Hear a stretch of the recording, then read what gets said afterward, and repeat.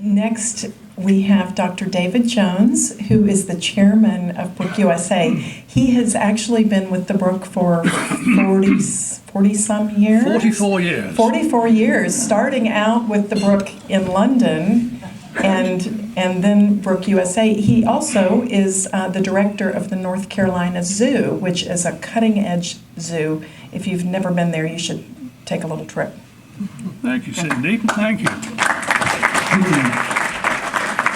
Well, thank you all so much for coming. It's wonderful that we've got so many here this evening after a wonderful party earlier on. Let me tell you a little bit about how I started with the Brook. Some of the Brook staff are going to go, oh, not again. I'd been at Whipsnade Zoo, which is London Zoo's country station, for 1 year, straight out of college. Janet and I just got married. And Dorothy Brooks, PA, personal assistant, Dorothy died in the mid-50s, but a lady called Kathleen Taylor Smith, who was an absolute dynamo fundraiser. She was about 4'10", but just shot around all over the place. And she was the one that raised a considerable amount, about $500,000 in America in the mid-70s, $500,000 being a lot of money at that time, and really took the Brook up to a new level. I mean, one January morning, she rang up at Whipsnade and said, will you go and cut the giraffe's toenails at Cairo Zoo? So Jan and I went out for about 3 weeks and trained not only the staff at Cairo Zoo, but also many of the Brook staff, because at that time, which is unusual, there was actually an outbreak of rabies in donkeys in the garbage collecting community in Cairo, when most of the garbage was actually collected by donkeys.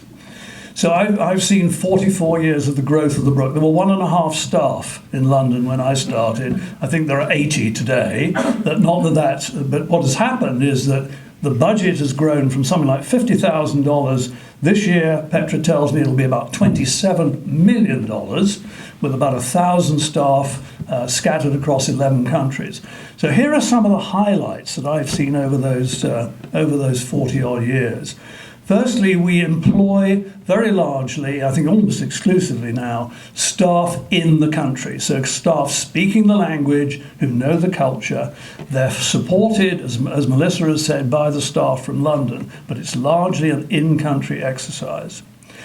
I don't think many people understand the sheer scale of what we're talking about here. Most people would say, well, okay, a few tens of thousands of people are still reliant on animal traction, animal work of some sort.